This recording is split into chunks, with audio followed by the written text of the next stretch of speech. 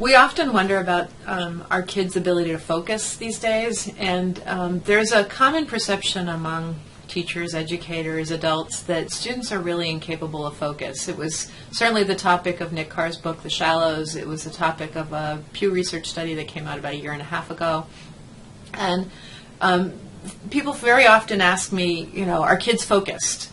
And are kids losing their focus? Are they too distracted by all these devices and their inability to communicate with one another, and they can't focus on any one thing for an extended period of time, and the social media is a distraction?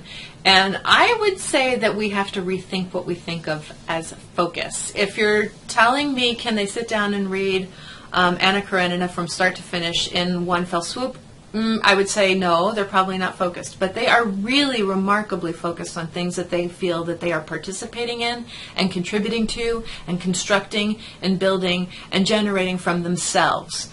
They're not so great at focusing on stuff that's given to them, administered, so to speak.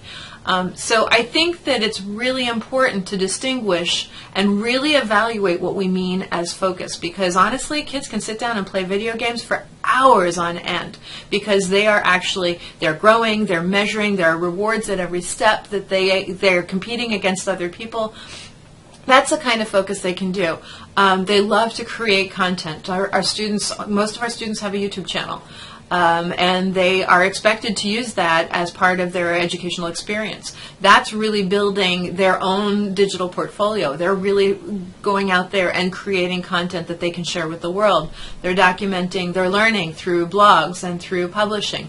We just walked into a lab and it looked like it was a very individual experience. Every kid was sitting at a computer typing away, but what they were actually doing was they were doing peer review, and they were anonymously reviewing documents that were through software, through educational software, that were they were just randomly distributed throughout the class, and then the kids were doing peer review. So the fact that they were actually commenting on somebody else in the class's work, but they didn't know whose it was very empowering for them, because they really did feel that their voice was being heard, but there also removed sort of the social pressure of having to do peer feedback for their own students or for their own classmates.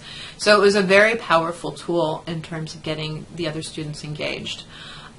So I think the key for us as educators is not to bore our kids, because if we're not boring them, they will be very focused and very dedicated and very attentive and very engaged.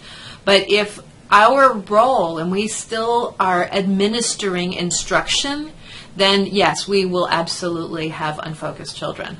That you can be sure of.